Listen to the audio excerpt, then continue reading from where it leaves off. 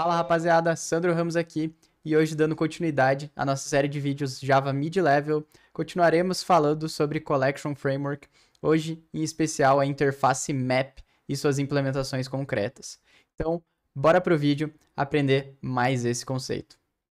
Então, beleza, pessoal. Seguindo aqui com o nosso conteúdo, apenas recapitulando, a gente já viu a primeira árvore da Collection Framework, que são as nossas interfaces que estendem Collection.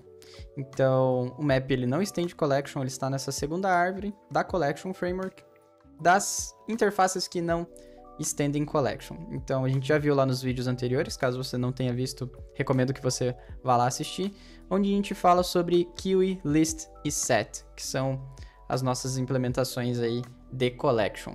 Então, seguindo para a nossa segunda árvore da Collection Framework, a gente tem o nosso querido amigo Map, que ele não estende lá de Collection, mas a gente pode tratar ele de uma maneira muito similar. Ele está dentro da Collection Framework, nessa nossa segunda árvore da nossa hierarquia. Então, a gente tem tudo que estende Collection e a questão do Map, que fazem parte desse global que é a Collection Framework. Mas é importante deixar bem claro que o Map não estende Collection, a interface Collection em específico.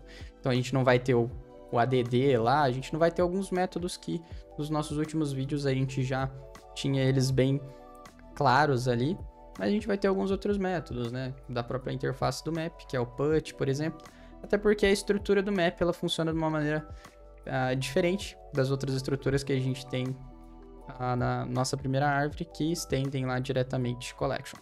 Então, bom, o que seria o Map? E depois a gente vem aqui para as nossas implementações explicar cada uma delas. Então, o mapa nada mais é do que uma estrutura que vai permitir a gente armazenar chave e valor. Mas como assim chave e valor? Vamos aqui ao nosso exemplo de mapa, da estrutura mapa da nossa concessionária. Vamos dizer que a gente precisa, na nossa concessionária, pegar a marca dos carros e saber quantos carros daquela marca que a gente tem na nossa concessionária em específico. Então eu quero, por exemplo, pegar lá a Ford e dizer que eu tenho 10 carros da Ford na minha concessionária. A gente pode resolver esse problema de uma maneira muito simples utilizando a nossa interface Map da Collection Framework, que é ela que vai estar responsável por ter esse tipo de estrutura, onde a gente vai ter uma chave, que no caso vai ser a marca específica do nosso carro, e a quantidade de carros vai ser o nosso objeto que a gente está guardando ali no nosso mapa, é o nosso valor. Então, chave, valor. Essa é a estrutura do mapa. Então, aqui a gente tem BMW, a gente tem 5, Mercedes a gente tem 3, e assim a gente conseguiria ter essa estrutura para salvar a respectiva marca e a quantidade de carros que tem daquela marca na nossa concessionária. Então, isso a gente poderia fazer uma série de outros exemplos aqui. Claro que no código lá a gente vai fazer algo similar a esse cara. A gente pode iterar nessa estrutura e pegar todas as chaves e os valores. A gente tem o que a gente chama de entry set, que guarda a chave e o valor, e a gente pode iterar em cima dessa estrutura, por exemplo. Mas lá no final a gente aborda a iteração. Então, o mapa é basicamente isso. Poderia fazer um parâmetro com banco de dados, claro que não é nada disso, né? Mas poderia fazer um parâmetro com a nossa chave ser o nosso identificador, e o valor ser o registro que esse identificador tem, poderia se dizer ali, né? Então, poderia ser o nosso ID1 aqui e os dados que esse ID1 tem, né? Nessa tabela, etc. Nesse registro em específico. Então, de uma maneira bem simples, chave, a gente não pode estar repetindo a nossa chave. Se a gente tentar colocar uma chave 2 vezes, ela sobrescreve na segunda escrita. Então, basicamente é isso. Eu preciso de uma estrutura que armazene uma chave e essa chave vai me dar acesso a um valor que eu também defini. Qualquer coisa pode ser, qualquer objeto pode ser a nossa chave e qualquer objeto pode ser o nosso valor.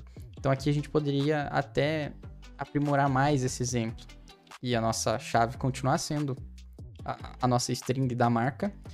Porém, o nosso valor a gente poderia estar até utilizando o que estende lá de Collection, como a interface list, por exemplo, e criar um objeto chamado carro e ter uma lista de carros aqui. Então a gente descobriria na BMW uma lista de carros que estaria sendo representado, uma lista com 5 elementos, e a gente conseguiria descobrir quais são os benditos carros da BMW que a gente tem na nossa concessionária. Então, para deixar bem claro isso, normalmente a gente vai estar utilizando string ou quem sabe até inteiros, objetos mais simples, né, como a nossa chave. Porque se você vir aqui colocar uma lista como chave, vai ser um baita de um problema, porque você vai precisar ter a referência correta desse cara, etc. Então, normalmente a gente vai estar utilizando string aí como as nossas chaves e qualquer objeto que a gente entender ali no nosso contexto que faça sentido, a gente pode estar utilizando como o valor.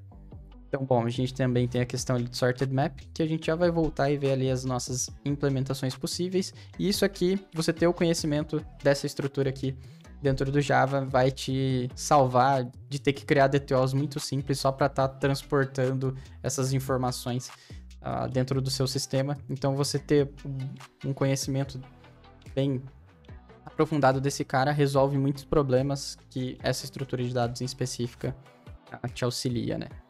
Então, bom, voltando aqui, a gente tem a questão das nossas implementações. Então, passando bem rápido aqui pelas principais, só deixa eu ver aqui se não tá, tô com a câmera em cima. A gente tem HashMap, que é a principal implementação que normalmente vocês vão estar vendo as pessoas utilizando a implementação de HashMap, quando a gente estiver falando da interface map. E basicamente, por ele ter aquela questão que a gente já viu de ter uma tabela hash ali por debaixo dos panos, ele é muito performático. Porém, ele não garante a inserção dos dados. Então, se a gente tivesse um exemplo de inserção onde a chave é uma string, vamos lá, uma string ABC, o HashMap ele não vai garantir para você que quando você iterar esses dados, vai estar ABC lá. Pode ser que o primeiro item seja o C, pode ser que o primeiro item seja o B. Ele não vai garantir isso para você. Ele é muito performático e ele não é thread safe. Então, se você tentar utilizar esse cara aqui num contexto de multithreading, você vai ter alguns problemas porque ele não é sincronizado. E por que eu estou falando dessa questão de ser sincronizado? Porque o nosso hash table, que implementa a map desde lá da JDK1, ele é sincronizado.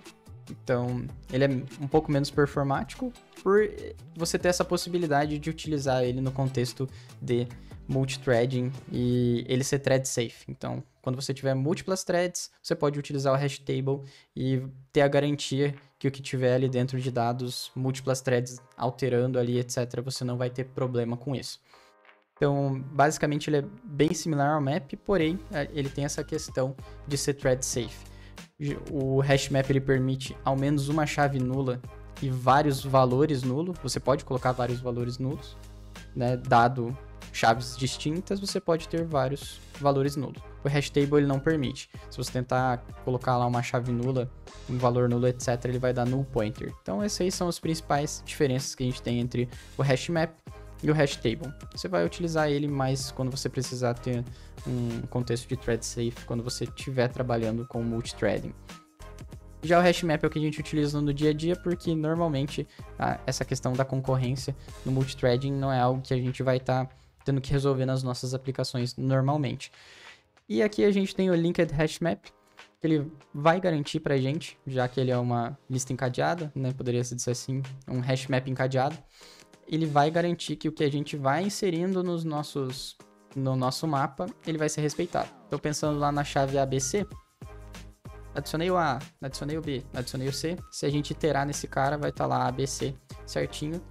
E se a gente vir adicionar o Z, vai estar ABC, Ou melhor, se a gente começar com Z, A, B, C, quando a gente iterar vai estar Z, A, B, C. Normal, ele respeita, dado que ele é encadeado, ele respeita a inserção dos dados. Por que eu disse isso? Porque a gente tem ali o tree map, que implementa a sorted map, e essa interface em específico, ela permite a gente ter uma ordenação, né, dentro do nosso mapa. Então, nesse exemplo que eu falei do Z, A, B, C, se a gente estivesse utilizando a implementação do tree map, ele estaria A, B, C, Z. Então, ele pegaria e ordenaria da maneira natural, e a maneira natural de ordenação das nossas strings aqui no Java é a alfabética, então ele respeitaria essa ordenação alfabética.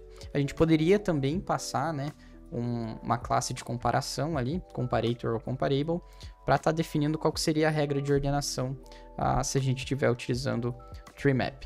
Então, claro, ele é uma estrutura de árvore ali por debaixo dos panos, uma árvore vermelha-preta implementado ali nele, mas a gente vai ver um exemplo lá no código para isso aí dar uma clareada. Essas são as implementações que a gente tem disponíveis em map. E a mais utilizada é HashMap. Mas saiba que você tem essas opções aí para os diferentes contextos de problema que você precisa resolver. Então, chega de falar, bora lá pro código, ver como é que funciona cada um desses caras. Então, bom, pessoal, como esse vídeo aqui, só a parte conceitual dele, já deu quase 10 minutos, eu vou estar encerrando aqui e dando continuidade na parte prática em um próximo vídeo que vamos estar postando na semana que vem. Então, bom, pessoal, para esse vídeo é isso, fico muito feliz de você ter visto até aqui e até a próxima.